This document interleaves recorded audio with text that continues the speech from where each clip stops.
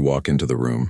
You don't announce yourself. You don't perform. You don't immediately fill the space with words and energy and effort. You just arrive, and from across the room she glances at you, just for a second, a flicker so fast that anyone else would have missed it entirely. But you caught it, because you're not like the others. You're not here to impress anyone. You're not here to chase. You're not running through a mental script, trying to figure out the right thing to say.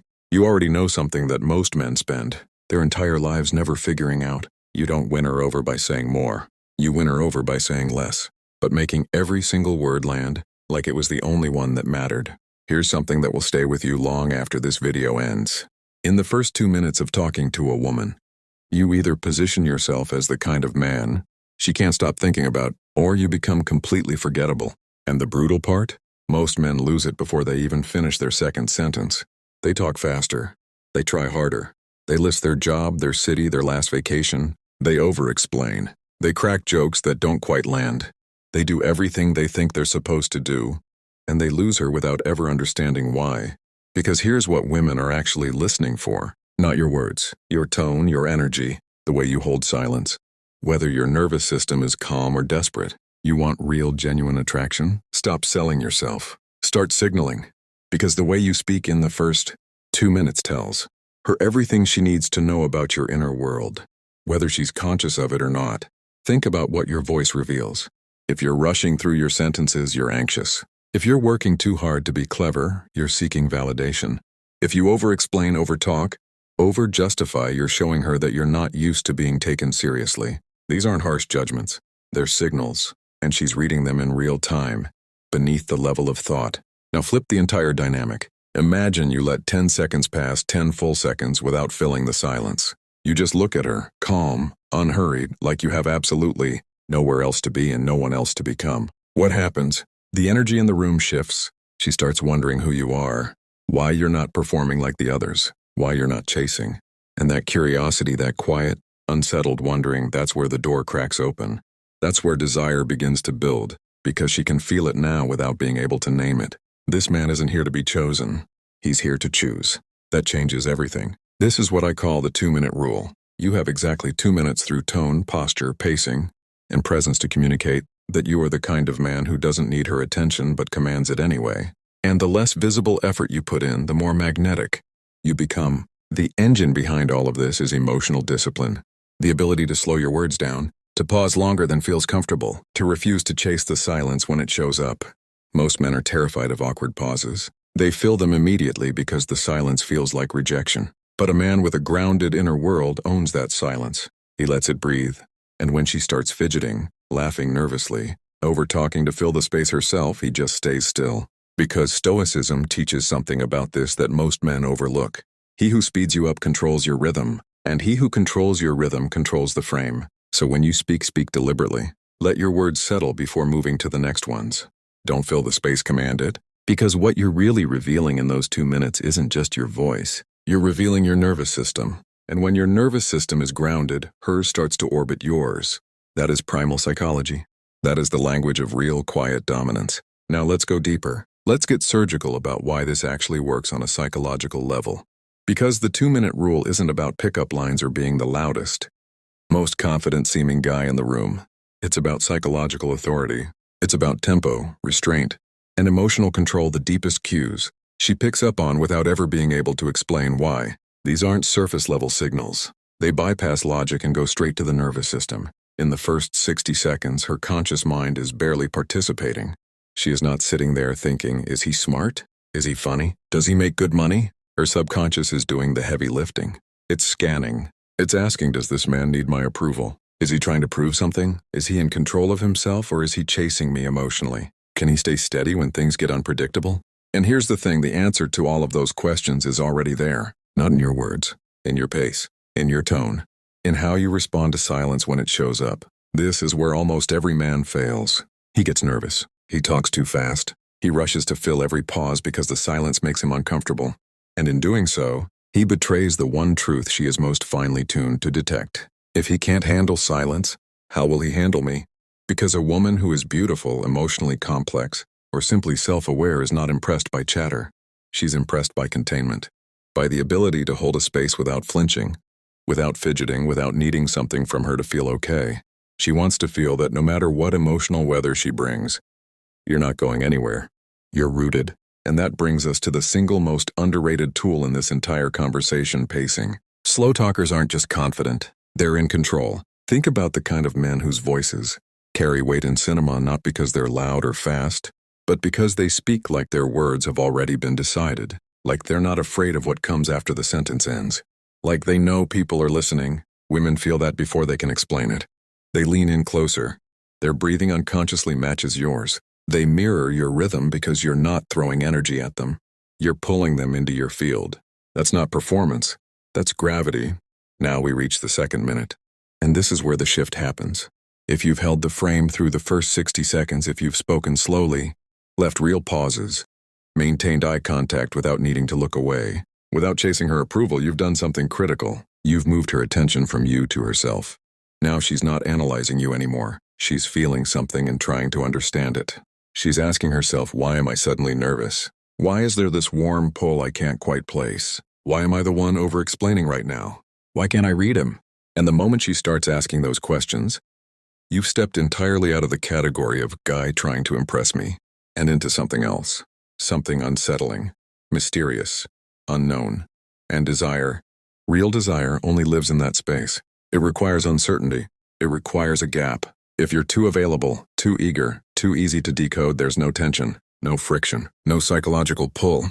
But when you speak like a man who could walk away at any moment, who could choose to stay or choose not to, who doesn't need to fill the silence to feel powerful, she starts imagining you. And that is the real game, not what you say, what she imagines between your words. This is where Stoicism re-enters the picture. The Stoic man doesn't speak for approval. He speaks with intention. He understands that every word either adds to his power or quietly chips it away. He knows that silence is not weakness. It's a test, not a manipulation, but a filter. And if she stays, if she leans in, if she starts filling the quiet with her own voice and her own energy, she's already more than halfway there. Because now it's stopped being a conversation. It's become polarity. Your stillness, her motion, your containment, her flow. This isn't seduction in the way movies depict it. This is something older than that. Something more fundamental. Two energies finding their natural relationship in real time. And it starts all of it in the first 2 minutes. If you chase, you lose the frame. If you react emotionally to every shift in her energy, you submit. But if you stay centered, if you speak slowly and only when you mean it, if you treat every word like it was chosen not to impress, but to cut through the noise, you don't need to run any strategy. Because you become the thing she's trying to figure out. Now let's get sharp about the specific words. Because silence and pacing set the stage, but you still have to speak. And what you say and what you refuse to say matters more than most men realize. Let's start with what kills it immediately. The first landmine is what I call resume energy. It sounds like this: I'm a product manager. I live in Austin. I do CrossFit. I just got back from Portugal. You think you're building connection. You're actually handing her a spreadsheet and asking her to be impressed by it. Women don't fall for men based on facts. They fall for vibe, for mystery, for the feeling that there's more beneath the surface than you're showing. The moment you start listing your credentials, you've put her in the position of interviewer. That's not attraction. That's a job application. Don't perform your life story. Give her just enough to make her want to ask. The second landmine is the needy compliment. You're so beautiful, I bet you get told that all the time. That's not a compliment.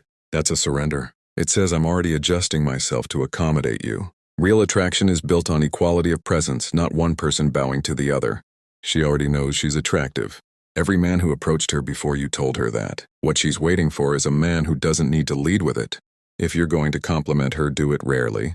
And speak to something she can't Google about herself. Not her looks, her aura, her energy. Something like, you've got this quiet intensity. Like you're always thinking 3 things at once but only say 1. Now she stops. Because nobody has ever said exactly that. And now she's wondering what else you see. That's intimacy beginning to form. The third landmine is over-agreement. Saying yes when you mean no. Nodding along to things you don't actually believe. Smiling when you don't feel like it. Bending your entire personality toward whatever she seems to want from you. Women have extraordinarily sharp social intuition. She feels when you're not grounded. She senses when your reactions are performed rather than real.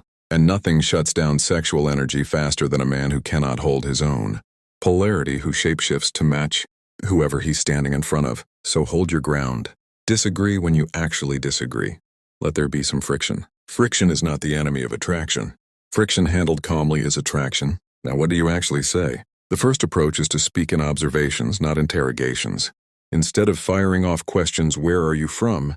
What do you do?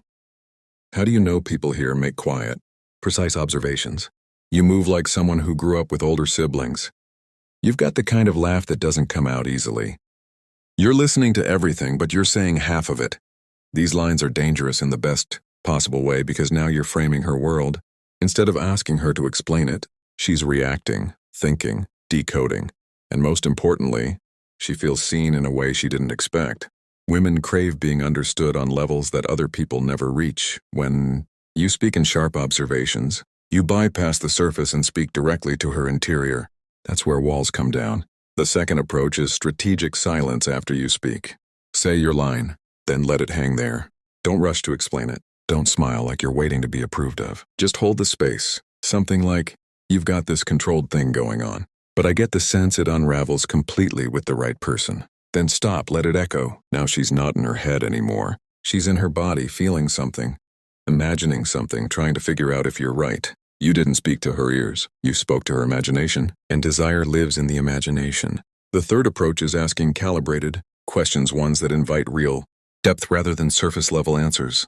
Things like, what do people consistently misunderstand about you? What version of yourself do you only show when no one's watching? Do you feel more natural leading or letting go? These aren't just questions. They're invitations into a different kind of conversation, one where she's not performing for you, but actually revealing something real. And because you're grounded enough to hold what she shares without flinching, without judging, without rushing to respond, she starts to trust the space between you. And once she trusts the space, the game is already over. She's no longer trying to decide if she likes you. She's wondering what else you might see in her, what else you might awaken. If this spoke to something real in you, drop a comment below with the words, I speak from stillness. Not for me, for you. As a marker, a declaration of the kind of man you're becoming and how you intend to communicate from this point forward. And if you're ready to move beyond just how to talk to women, to actually command your own presence, your own frame, your own life, subscribe and turn on notifications. This channel isn't built for men who want tricks. It's built for men who are ready to reclaim their inner gravity. Because you don't need to be louder to be heard. You just need to speak like a man who is already whole. And when you do, she won't just listen. She'll feel you.